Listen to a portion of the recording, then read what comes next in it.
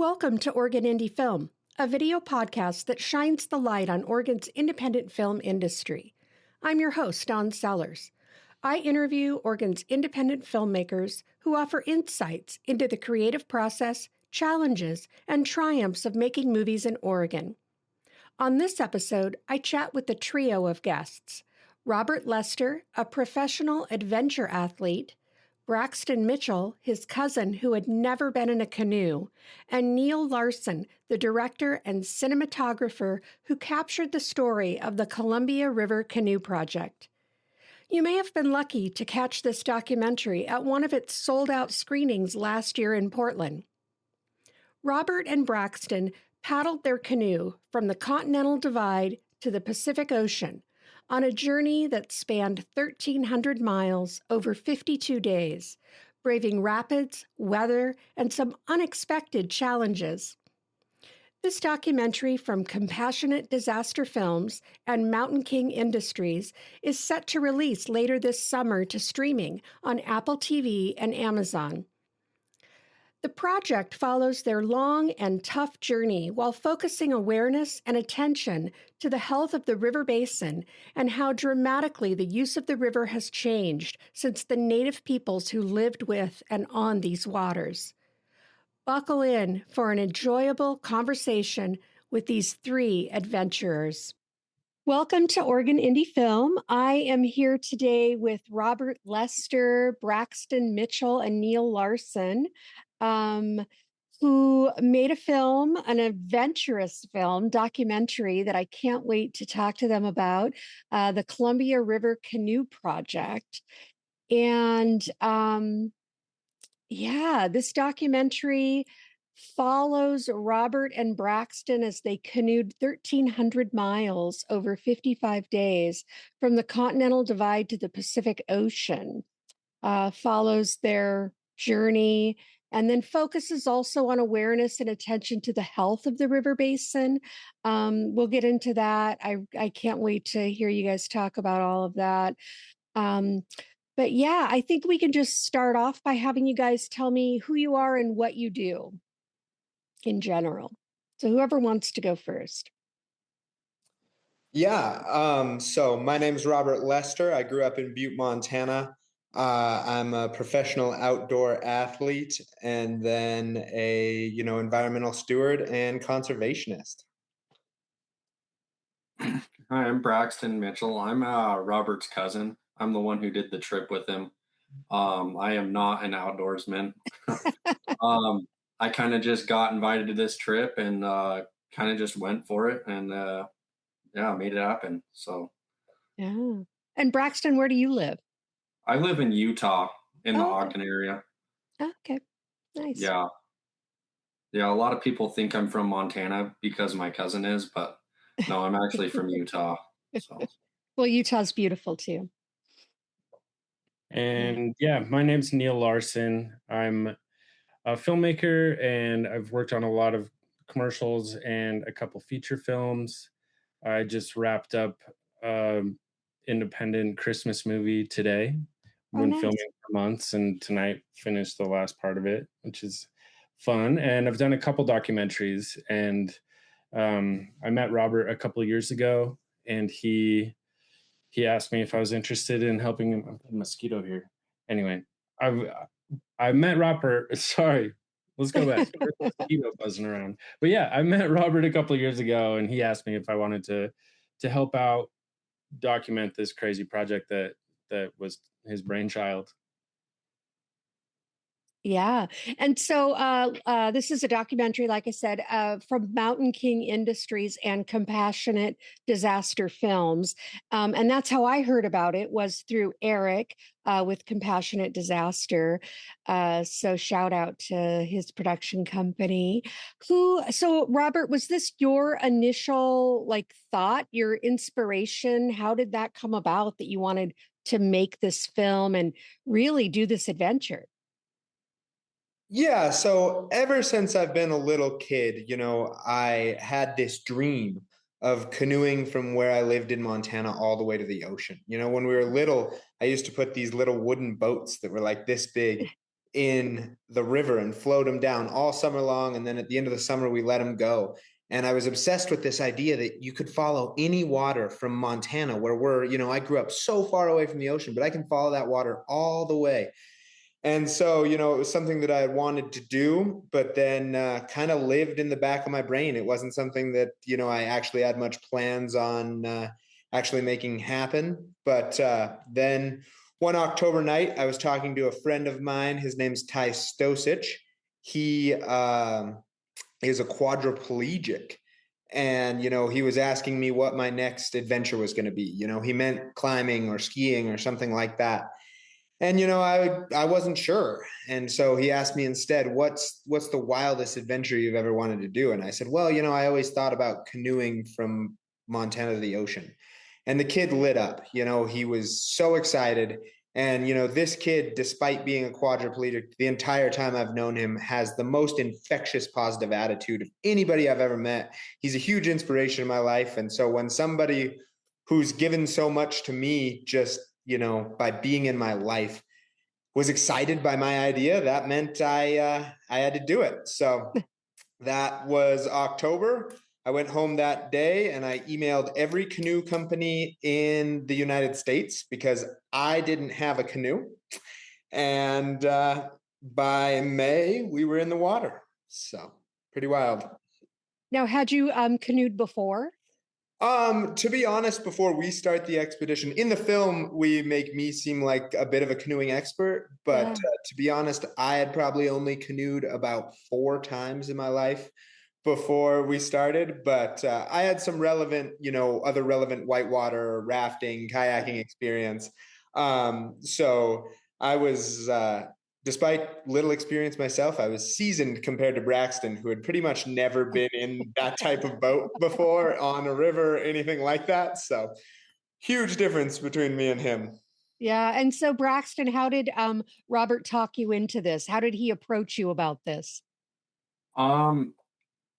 Well, he kind of just asked me straight up if I would want to go on this trip. And at first I said no, kind of. I don't remember if I told him no, but I definitely told myself no. Like, I'm no canoeist or outdoorsman. But the timing kind of worked out for me. I was in between jobs, not a whole lot going on. And my dad and a couple other family members kind of just convinced me to. And by the end of the night, I told him that I'd go, and I don't regret it at all. Yeah. That was about 1 week before we left. Yeah, that was, real short notice. Wow. And you had never been in a canoe? No, never canoed before. Wow. Yeah, nothing like that. So. Wow. And then Neil, how did you come to the project then? Did they reach out to you, or how did you get talked into it? Now, did you go along on obviously you went along to film. Yeah. So we had basically GPS trackers so that we could track where they were. So I wasn't floating along the whole time. Okay. Floated along a little bit. But for the most part, we used GPS. We would track them, figure out where they were on the river, fly our drones out to them. We'd have preset meeting points where, they'd get out of the river and we could interview them and ask them how it's going and then send them out with a GoPro. But yeah, I'd helped Robert I've helped him film a podcast, a couple months, or I don't know, before that. And he reached out and was like, hey, you've got camera gear. I've got a couple other friends that I'm recruiting to come and, I'm assembling a team to come and help document this thing. And so we had a few different filmmakers at a few different legs of the journey, because it was such a gigantic journey that there were a few different filmmakers that covered the beginning and the middle and the end, but we ended up getting everything covered, and yeah, and I'm glad we did. It's a fun story. So have you seen the movie yet? I have not watched the whole thing. I watched the trailer, which is amazing.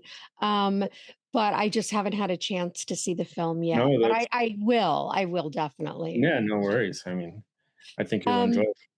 And so Robert, did you have a budget going into this? And you don't have to tell me what it was if you don't want to, or did you just sort of rely on, like the canoe company and GoPro and that kind of thing? How did you manage all that? Yeah, I mean, to be completely honest, we had the smallest of small budgets imaginable. To be completely frank, the only reason the film is even possible is because when I asked the filmmakers, including Neil, to come shoot, I told them straight up, like, I cannot pay you guys a dime. Mhm. I can cover your gasoline, and you guys can come eat and camp with us. Like it's like Yeah. they're eating what we're eating. They're camping in tents right with us. I'm covering their gas so they can drive to where we are and back. But in reality, it was all out of pocket. So it's not like, there was any possibility of a budget in terms of me being able to pay these guys. It was just, the reason this exists is because of, for the most part, Neil's generosity and his hard work. And that goes for our other camera guys as well, especially Orion, Herman, Ben Caden, and Jonathan Stone, who were the four main guys who each did shifts to get this thing done. Wow. That's amazing. So 55 days in a canoe and you camped. So did you take all of your camp gear with you, your food and everything? Like, how did you manage that? Did you have food drops? Did you have a support crew? How did you work around that? Exactly. So we had, this was not an unsupported trip. It was a Yeah. supported trip. So we're going through not only, some sections of pretty wild wilderness, but we're also going through a lot of major towns. We're going through Missoula, we're going through the Tri-Cities, we're going through Portland where you are. So from the beginning, we kind of set it up that it wouldn't be a self-supported trip, right? Yeah. Not only would the camera guys be driving along, my father acted as our support team for sections. So that way, when we were in a big section where there was no food, we weren't having to rely on fishing or hiking 20 miles to the next town in order to get food. We were having these guys who are along the way with us, help us out in terms of that, so that we could actually get it done, it was 52 days, not 55, but in 52 days, Mhm. otherwise I mean, it might take a year, like if we had to stop every time to fish or to walk to a grocery store, it'd be, at times Right. in Portland, it'd be pretty easy. At other times we'd be hauling Yeah. so much stuff that it'd be a real mess. Yeah. Well, I'm relieved to hear that because I was worried about that part of it. Like, how did you manage all of this? So tell me about the planning. So maybe Braxton, how did you prep for this in a week? Like, did you just like go with the flow? What was your experience in that week? Yeah, I'd say it was a mixture of going with the flow and preparing. Like, I didn't have very much time to prepare. I think it was a week and a half to 2 weeks Hmm. that I found out about me going to actually being there. So I pretty much just packed up whatever clothes I thought that I would need. I knew that we were going to have clothes sponsored for the actual trip itself. So I kind of just brought all the personal belongings that I would want or need on the trip. Robert picked me up in Utah and we went out to Montana. And luckily, for me at least, I felt lucky that the canoe was pretty late for delivery. We didn't quite get it on time. So I had a few days to kind of pack up some things and practice in a borrowed canoe and things like that, kind of figure out what we were going to be doing and get settled a little bit before we left. Yeah. Yeah. And so, Robert, what kind of research did you do on the route or anything? Did you spend a lot of time kind of pre-planning? Yeah, so quite a bit of time pre-planning. The funny part of that story is that I had actually done a lot of the pre-planning back when I was in college. Oh, So when wow. I went to MSU and was in physics class, and I loved physics, but I didn't like the giant lecture hall. So I would plan my like weekends climbing or skiing trip, right? Like that's it. And then all of a sudden I have a list of, 50 climbing or skiing trips that I plan on taking. And I'm like, man, what else should I do? And I was like, oh man, I could plan that canoe trip while I sit here between my Excel spreadsheets, some research, and some Google Earth. And so I actually had most of the expedition planned out. I closed that Google Drive doc and pretty much never open it again until, all of a sudden, like I said, after, talking to Ty that night in October, probably 8 years after the last time I opened it, we opened it again. A lot of the work is done. I just have to, mostly go through and check that all that stuff is still accurate, try and plan on when we're going to leave as far as high water and rapids and things like that. And then, try and make it happen from there. Yeah. Yeah. And so this was a trip that you were going to do at some point in your life. It's just that things came together. Yeah, I honestly am not completely sure whether I would have ever done it or not. Like it was something that always lived in the back of my mind, but until you have that right inspiration, it's, who knows if it'll happen or not. So it's one of those things where it was by no means a priority, even though I had touched on it at a lot of different points in my life. I don't know that it was ever concrete enough to actually happen, despite having all that planning and things like that, until that night I talked to Ty. Yeah. Yeah. And so Neil, when you did you edit this also? Yep. Yeah. So when is it a mix of interviews? I don't want you to give too much away because I want people to see the film, but is it a mix of interviews after, before, during? Sort of what was your process, I guess, for filming this? Yeah, a little bit of both. I mean, so when I came in, I couldn't come in for the first week of the expedition. So I joined at the second week, and I came in and I had to get like a debrief. I'm like, okay, what's been going on? Have they been doing interviews? What kind of questions have they been asking? Have they been, because I hadn't met the other filmmakers yet. Oh, And okay. because I'm from Salt Lake, and some of them are from Montana and from different areas. Mm-hmm. And so I came up there, and my biggest priority was, are we getting a story? I'm like, because we can come up here and we can, get a million shots of them floating in a canoe, and that's not really going to be interesting. I'm like, we're all up here kind of volunteering our time, making a little bit of a bet on this film. So pretty much from the beginning, when I got involved, my priority was making sure that we're asking them questions and that we're making sure that we're talking to them, even when they didn't want to be talked to, because it can be after long, stressful days and they're in the sun all day and they're exhausted. And I'm like, this is the time that I need to talk to them and be like, hey, how's it going? What's going wrong? Or do you guys hate each other yet? Is what's going on? And just try to pry a little bit. And it was a little bit challenging, because Braxton, he's never been involved in any type of project like this. And then Robert is he has kind of a little bit of a shell, he's Mr. Adventure Man.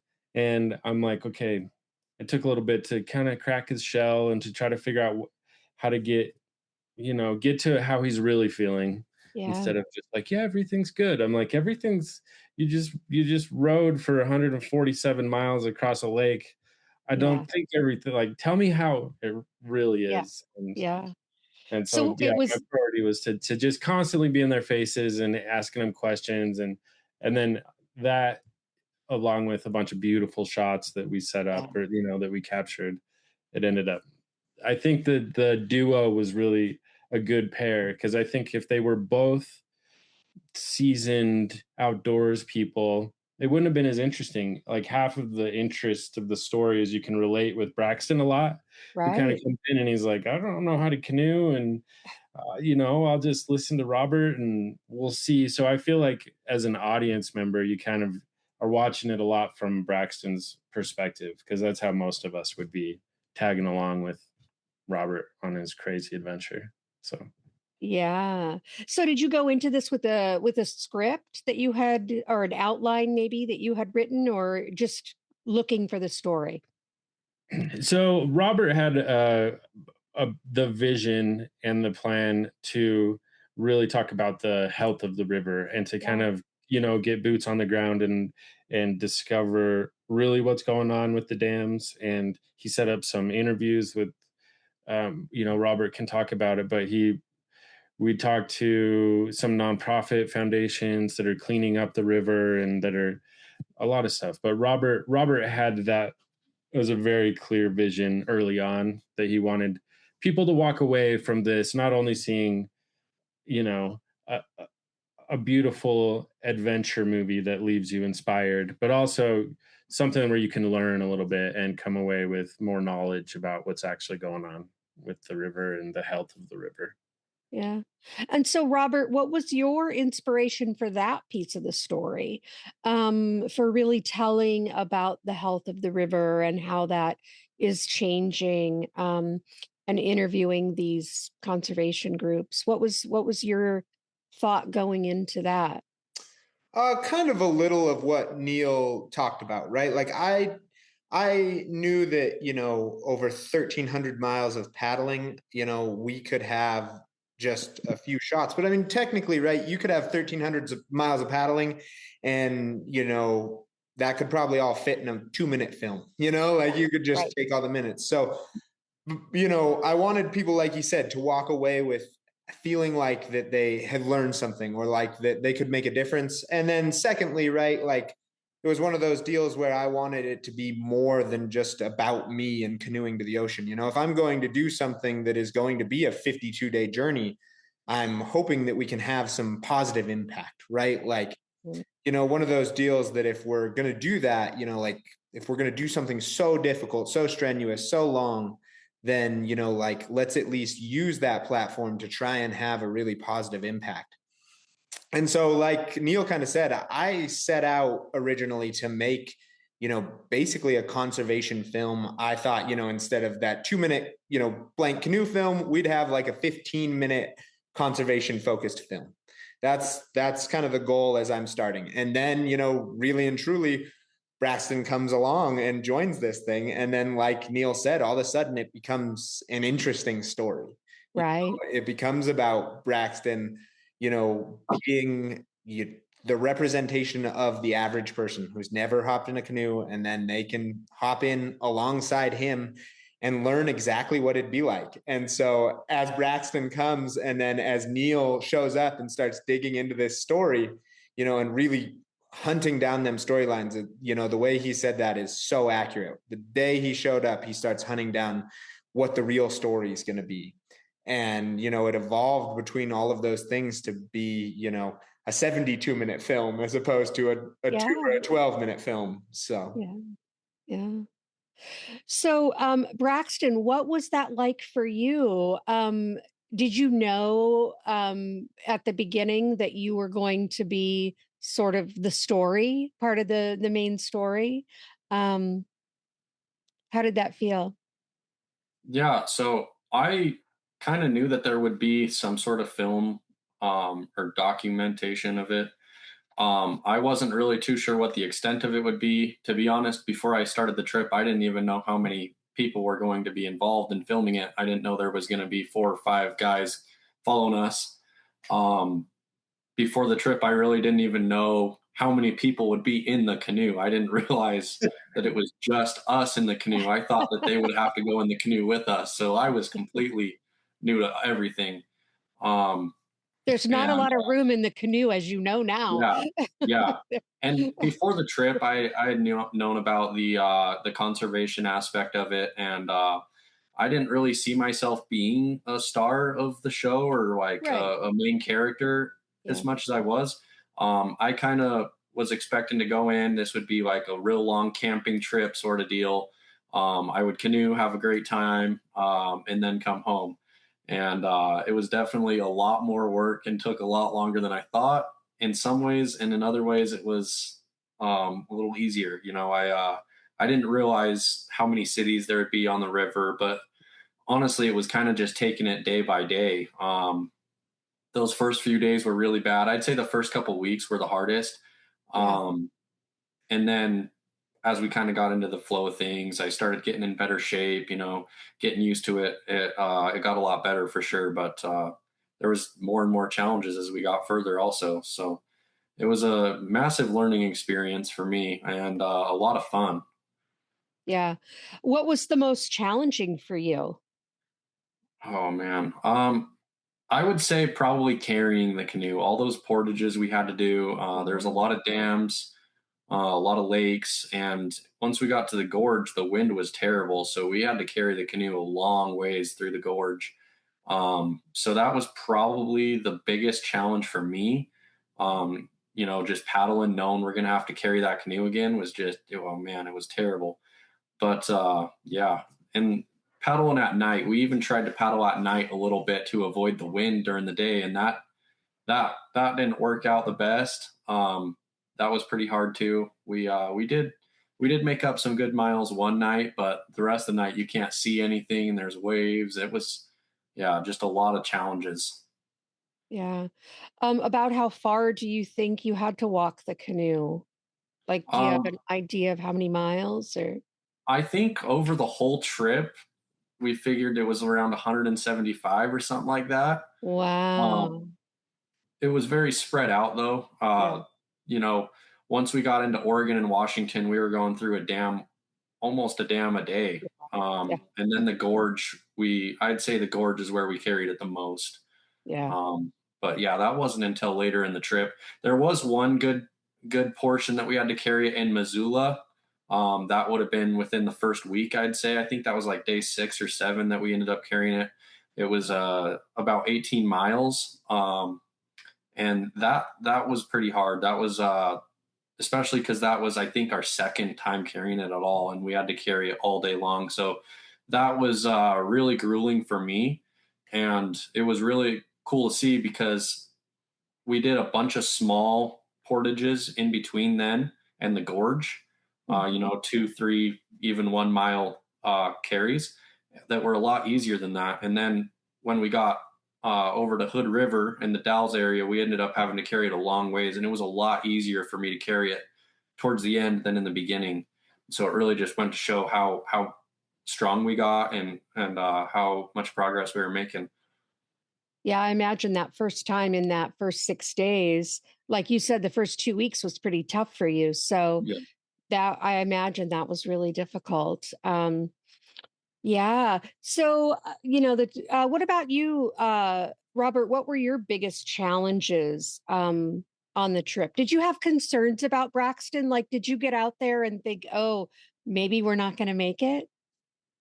No, I kind of have a tough thing where I kind of have the opposite mentality, right? Like Mhm. I'm assuming as we start, like we're going to finish.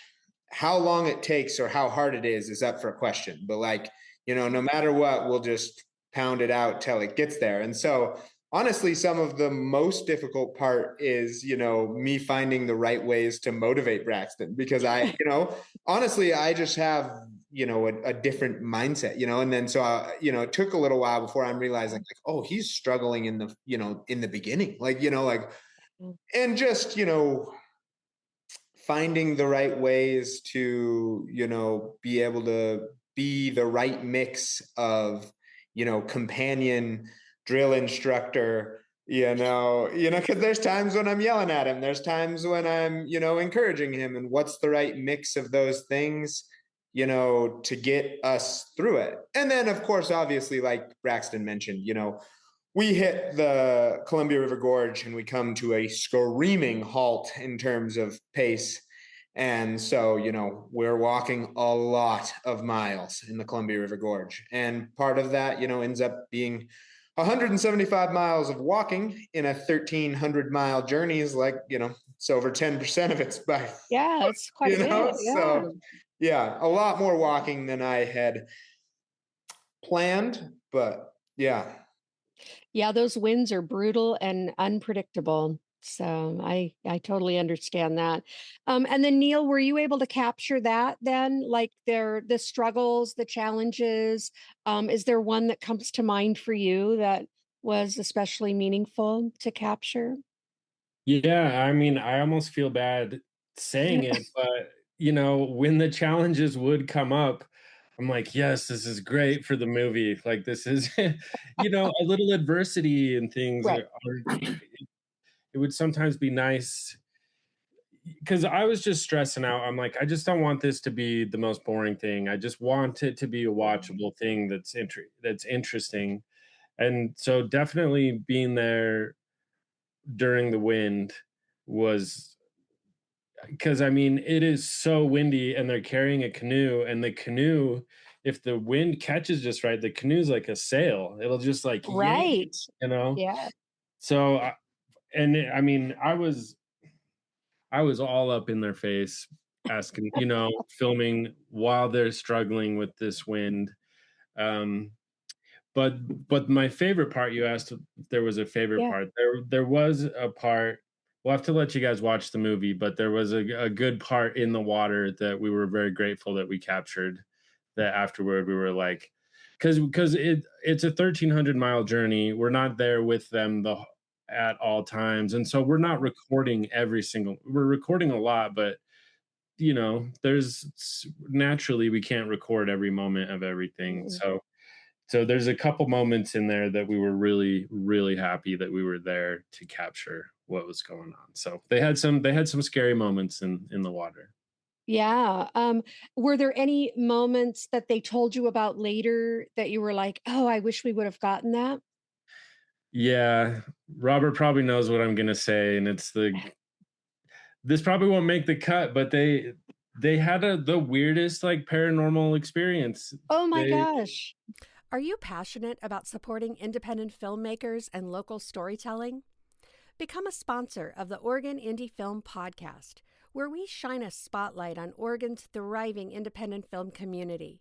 Our listeners are filmmakers, film lovers, and creative professionals eager to discover local talent and stories. As a sponsor, your brand will reach an engaged, creative audience that values community and authentic storytelling. Join us in celebrating Oregon's indie film scene. Let's bring your brand into the spotlight. Ready to partner? Let's talk. Hey there. If you're enjoying this episode of Oregon Indie Film, don't go anywhere. We've got more great conversation coming up. And if you believe in uplifting local voices and the power of independent storytelling, we'd love your support.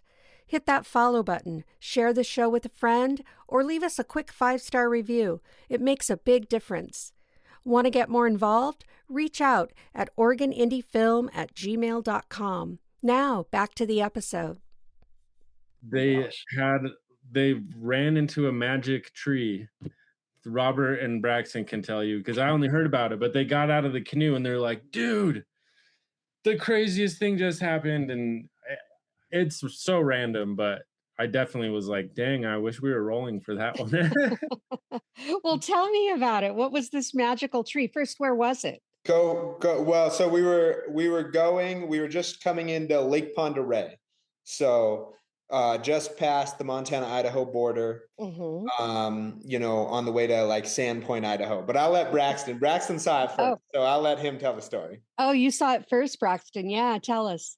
Yeah, so we're on the river, and there's a lot of logs, a lot of driftwood in there. I remember on the river coming into the lake, there were these big metal like grates almost that would come out into the water just to kind of catch some of this wood. Mm-hmm. Mm-hmm. And so we were kind of navigating around those and kind of just, paddling along. And in the canoe, one thing that we were always being really careful of is watching for driftwood, trees under the water, stuff like that. So because anything like that we could get tangled in it, could hit it, punch a hole in the bottom of this canoe. So we see this kind of stick sticking out of the water. And most of the time when you see like a log or a snag under the river, you kind of just see the water going around it, Mm-hmm. But this looked to me, Robert saw it too, but it looked like a tree moving upstream underwater, like a log, almost like a torpedo going upstream. It was really weird. Like you could see it going, like moving. It wasn't just sitting still like the rest of the trees, which was really weird. So I don't know what that was, Loch Ness Monster. maybe just a big old fish tied to that branch, whatever it was, but it was kind of crazy. That is crazy. So the tree was actually going upstream. It seemed like it. Yeah. So we're floating downstream, probably pretty casually, probably at like 6 miles an hour. And then, as we pass this, I'll just never forget, because Braxton's job in the front of the canoe, part of his job is to call out hazards. Right. I can't see that well because he's sitting directly in front of me, but I'm in charge of like steering in the back. Mm-hmm. And so, he calls out, he's like, there's something there. And I saw it, and we moved to the left, and all of a sudden this, I would say it was probably like 5 inches in diameter. It was probably about 14 feet long, just shorter than our canoe. And, as we're drifting downstream at like 6 miles an hour, this thing's cooking upstream fast enough to like make a wake behind it. And wow. Yeah, even though it's like all but just barely submerged under the water, it's like making a wake and probably going, like 15 or 20 miles an hour against the current. And so that's on like day 15 or something like that. And so then we have 40 days to try and come up with a solution. We're paddling for 12 hours a day, just sitting there talking, paddling 12 hours a day, trying to figure out, and I put a lot of brain cycles into what this thing could be, and I have no good solution. So you didn't come up with an answer, huh? No, nothing good, nothing reasonable enough. So I don't know. It's a mystery yet to be solved. The weirdest thing that you've ever heard? I'm like, it's wild. Upstream. And he said if it would have hit the canoe, it would have punched a hole in it. It was going that fast. I'm like, that's the weirdest thing I've ever heard. Yeah, so. I've never heard of anything like that. I mean, that's wild. If I wouldn't have been there, I would have never believed it. I'm like kind of a skeptic on things, and 100%, if I didn't see it with my own eyes, even if I had just like not been looking or something and Braxton told me about it from the front, I would have never believed it was a real thing. Yeah. Well, and you were only 15 days into the trip, so it's not like you were on day 50 where you were exhausted and, maybe imagining it, right? It really hallucinating. We weren't hallucinating yet. So. Not yet. Not yet. So, tell me, like, you have all this time on the river. What did you solve the world's problems? What did you talk about? Oh, don't tell me physics, please. Don't tell me you taught Braxton physics while you were out there. We talked about everything under the sun, like everything you can imagine. You're with just one other person, for that long, that many days straight. So, I mean, everything you could imagine we talked about. But I will say something that didn't make the documentary that was one of my very favorite points. Oh, yeah. We didn't get your favorite, did we? No, but it works on this same thing, So we had a portable speaker that came with us so that we could listen to some music, so that we could, listen to audiobooks, podcasts occasionally, that sort of thing. And Braxton loved the portable speaker, big portable speaker guy. And so at one point, Neil goes, I believe it was, if there was one piece of equipment you couldn't live without, what would it be, Braxton? Braxton goes, oh, the portable speaker for sure. And then Neil hits him with the follow-up question. Okay, would you rather leave behind your life jacket or the portable speaker? And Braxton goes, oh, leave behind the life jacket for sure. Oh my gosh. And then all of a sudden, as if fate would have it, later that day, we end up having Neil said, talking about one of the experiences we were really lucky to document. And so we end up, in the drink going for a swim. Yeah. And by the time we fished Braxton out, I think his answer would have changed, that he would have kept we should ask, would have your answer changed by the end? Yeah, in that moment, I definitely wanted the life jacket. Yeah. Man, yeah, I don't know. That speaker was pretty nice, paddling the gorge all day long, flat water. That speaker was that was an awesome speaker. Did the speaker survive the fall into the water?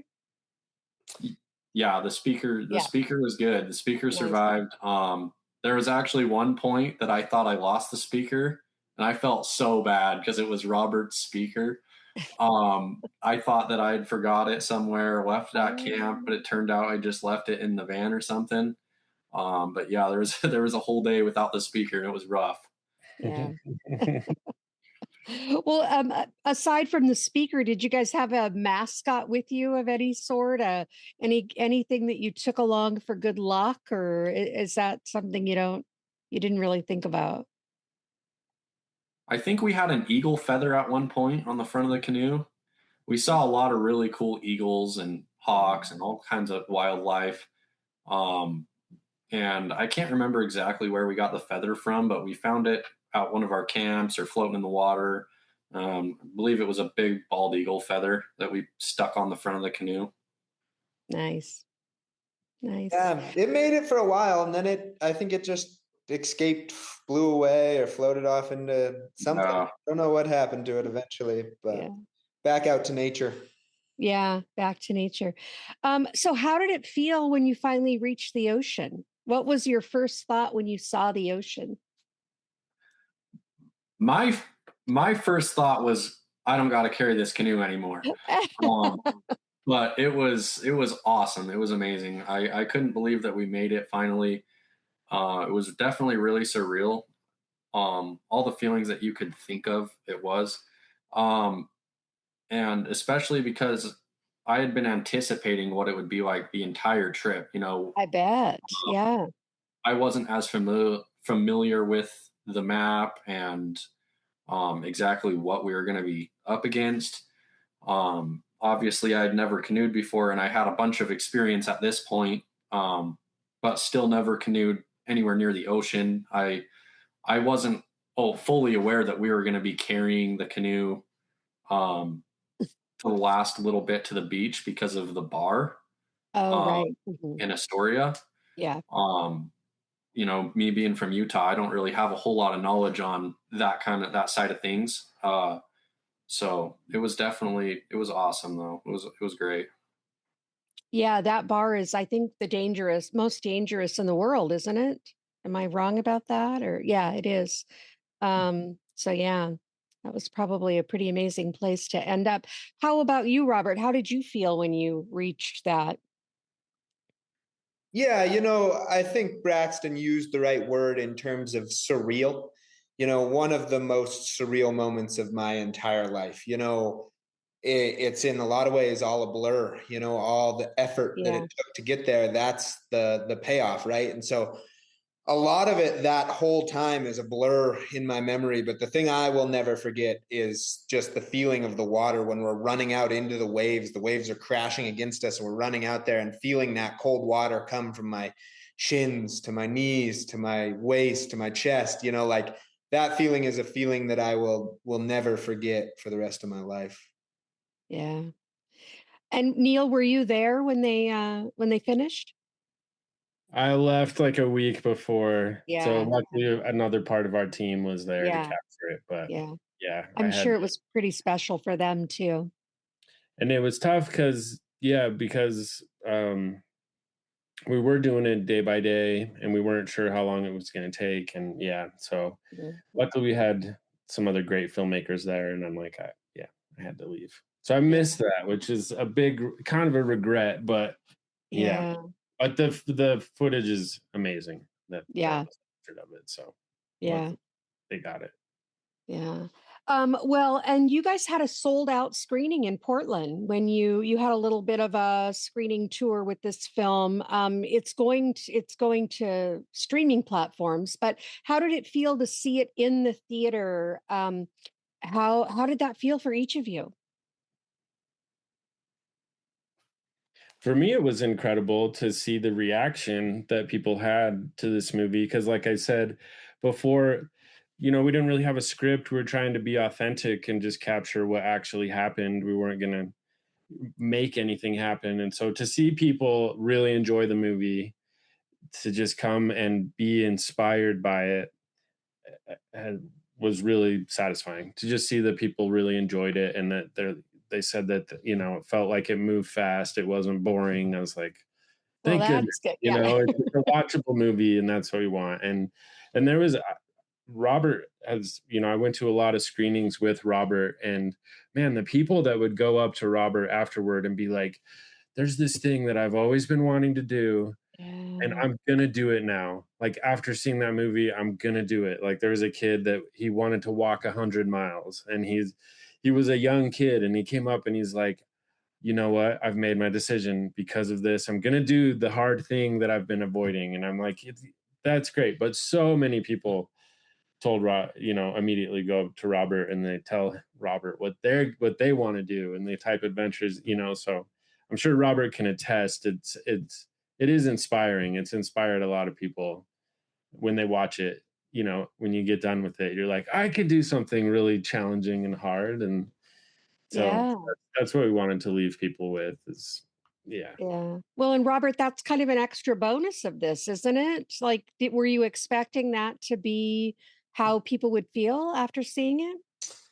No, I don't think I was necessarily. I think it's hard. I was maybe in some ways too close to the film, right? Like, it's my dream from a kid, it's my idea that I got these people together. It's my deal that we're doing it, and then Neil's doing the bulk of the editing, but I'm there helping him once in a while. Yeah, Robert was there. Yeah, very involved. So like we're really grinding. Like, I'm so close to this whole thing. I have the feeling that, like Neil talked about, there's other things that happened that weren't caught on camera that are maybe my favorite parts, that are all these things. And so I'm thinking before we show this thing that, I don't like it very much, like I don't, not that I dislike it by any means, but the very first times we're showing it, I'm like, I was very unsure. Yeah.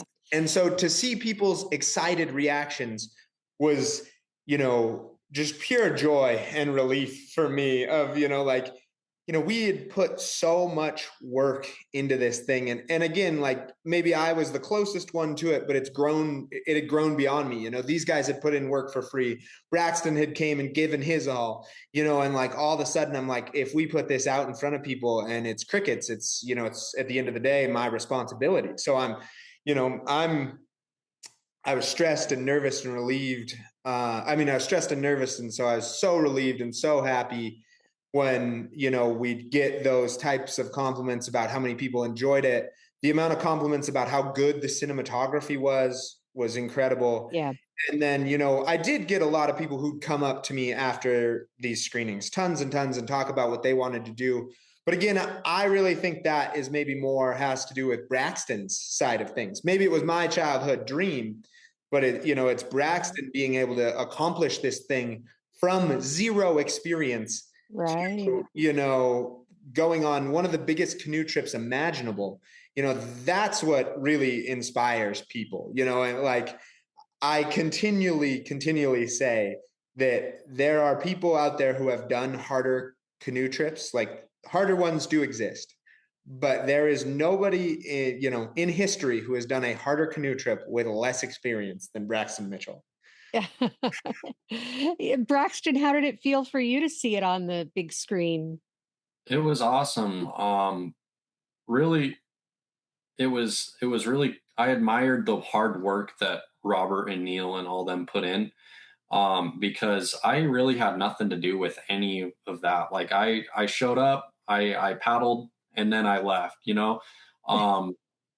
and as far as all that, like, I worked really hard and everything, but I was being pushed, every day I was keeping up with Robert. That was like my main focus was, I'm not here to make the decisions. I'm not, this isn't necessarily my journey. I'm just here to paddle and here to make it happen. So I kind of just trusted him and where we were going. I knew he had a plan. I was just there along for the ride, really.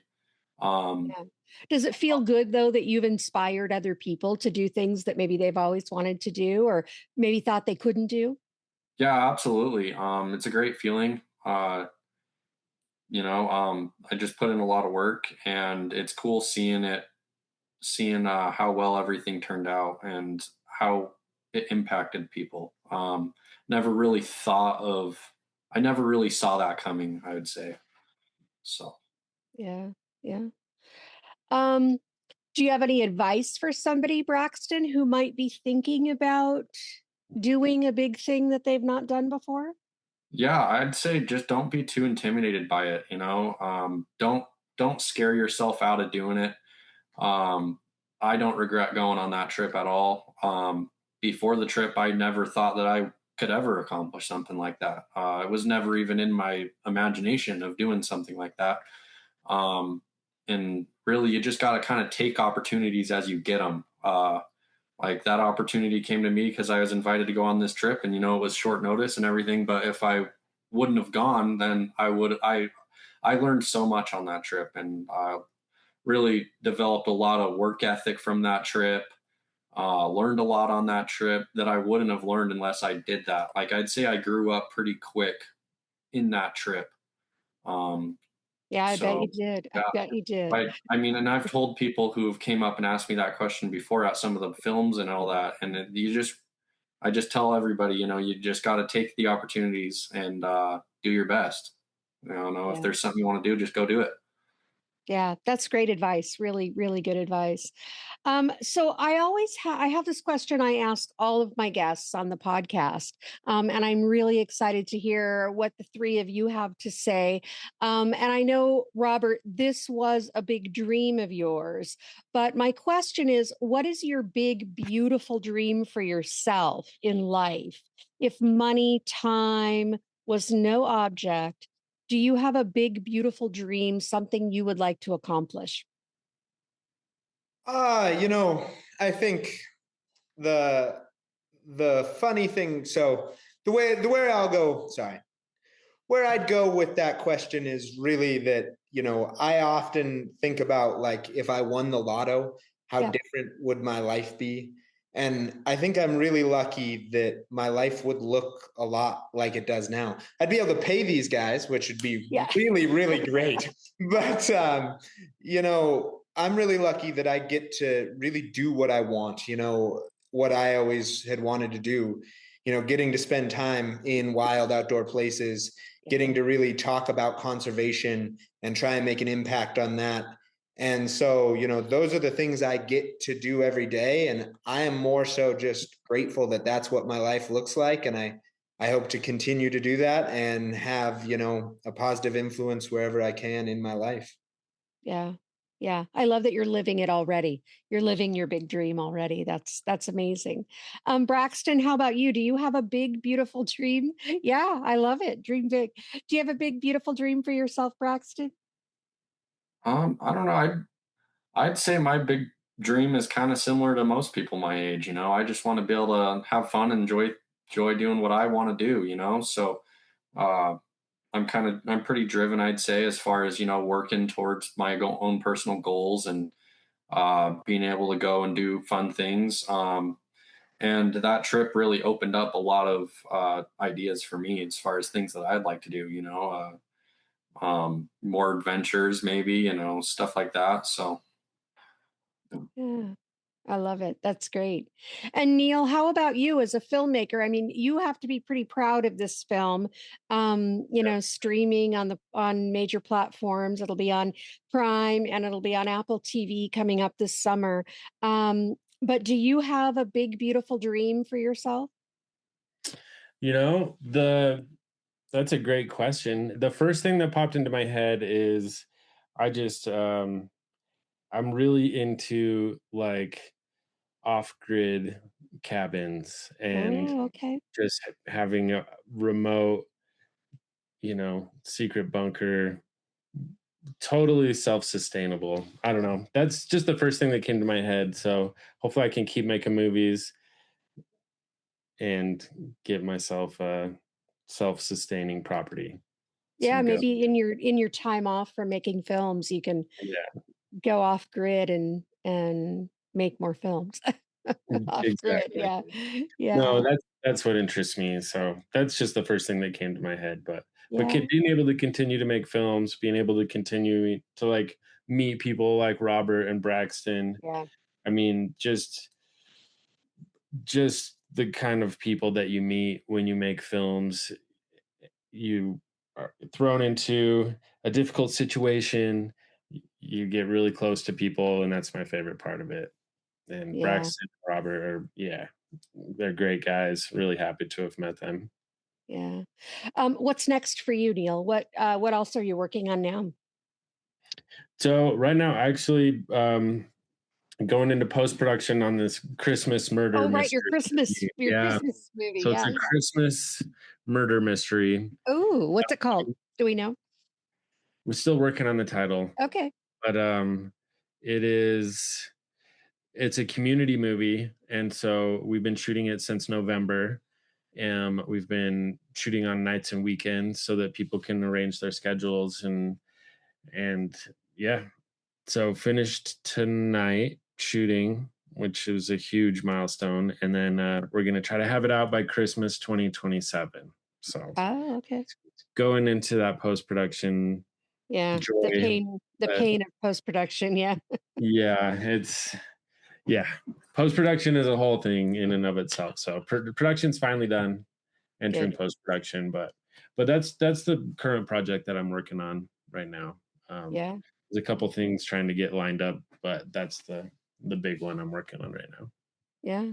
And Braxton, how about for you? What's up next for you? What are you working on? I don't know.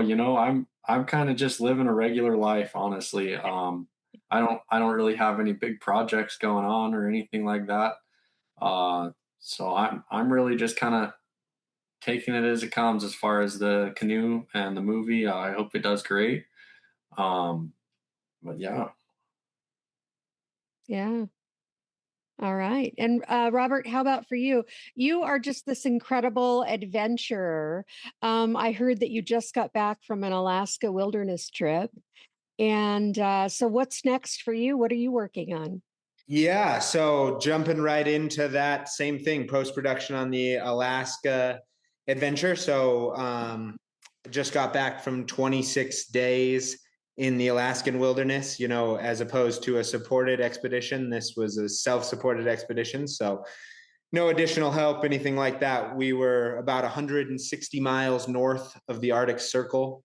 So 24-hour sunlight, some of the toughest terrain I have ever spent time in, but also some of the most beautiful. And so we're doing a piece where we tried to walk the length of the proposed Ambler mining road. So this is a road that will cut through a national park. It's the Arctic National Park. It would be built with public dollars on public land for foreign mining companies and have no public access. So it's a conservation issue that we're hoping to bring a little light to.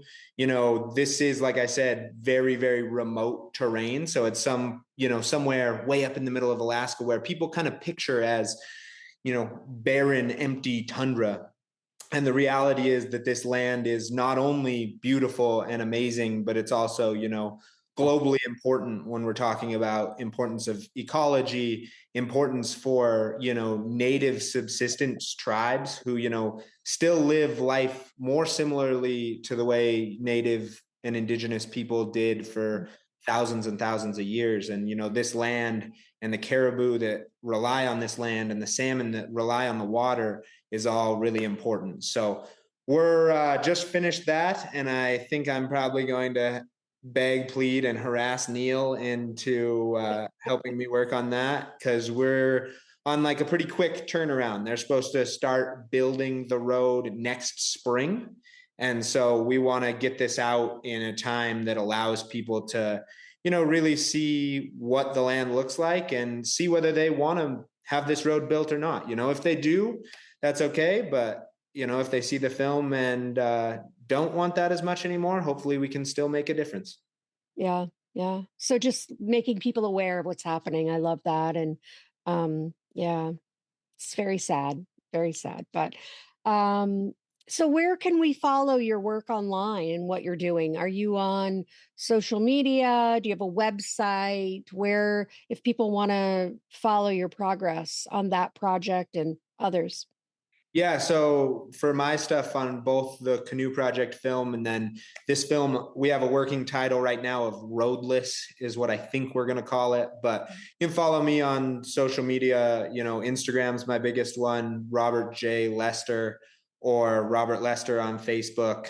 And then my website, my company is technically that Mountain King Industries company. So mountainindustries.com is my company. No, not actually a production company as much as it's just me, but it's just you, but it's what you're doing. So you're building it, right? Yeah, exactly. Yeah. Well, you got to start somewhere. I love that. Braxton, how about you? Are you on social media? Or do you, can we follow you and see what life is like in Utah? Yeah, so I'm on Instagram. Just my name, Braxton Mitchell. You just search it up and it should pop up. So, all right. Yeah, I don't post on there a whole lot, but when there's updates with the canoe film or highlight reels or stuff like that, I'll post them. Yeah. Or if you get invited to another big adventure, maybe it'll be on there. Yeah. Yeah. I love it. And Neil, how about you? Where can we follow along on the progress of your Christmas film and other projects? And it sounds like maybe you and Robert are going to talk about another project. Yeah. Instagram is probably the best place. Just Neil.camera. So Neil _camera. Pretty straightforward. Enough. Yeah. Camera guy. Yeah. Yeah, Instagram, I keep it. Yeah, I post what I'm working on there. So that would be the best place. Great. Well, is there anything else you guys want to share that we haven't covered? Definitely see the movie. It's worth your time. I think that we've had a good reaction and it's a fun movie. And I think that it's beautiful and it's fun to watch and you'll come away from it learning something. So. Yeah. And do we have an actual date that it's going to be available on streaming? Have we heard? Our current estimated date is September 19th, but that's not confirmed by Amazon or Apple yet, but that's when it's supposed to come out. And I mean, like Neil said, people have had a great reaction. I assume a lot of your viewers are in Oregon and Portland, and if they watch, they'll see probably a lot of familiar terrain. And we had a lot of people come out, like you said. We had probably 4 or 5 sold out screenings in Portland. Oh, nice. And, probably 3 or 4 more across Oregon, plus a bunch more. And a lot of people were asking and have been asking where they can see it. So please check it out when it's out. Yeah. So sometime in the next month, probably. But all right. Well, I'll put all those links in the notes for this episode. And then also shout out to Compassionate Disaster Films and Eric for helping bring this film together. But thank you so much for taking the time and being here for this discussion. Thanks. Thank you for having us. Yeah, thank you. It was nice to meet you. Yeah, thank you so much. Yeah. Thanks so much for listening. Be sure to add the Columbia River Canoe Project to your watch list, available later this summer on Amazon Prime and Apple TV. If you'd like to reach out to Robert, Braxton, or Neil, follow them and their adventures on social media. You'll find links in the show notes. If you enjoyed this episode, please take a moment to share it with your friends. We'd love it if you could leave a 5-star review. Help us connect with more indie film lovers. Would you like to support the podcast by becoming a guest or a sponsor? Reach out at OregonIndieFilm@gmail.com.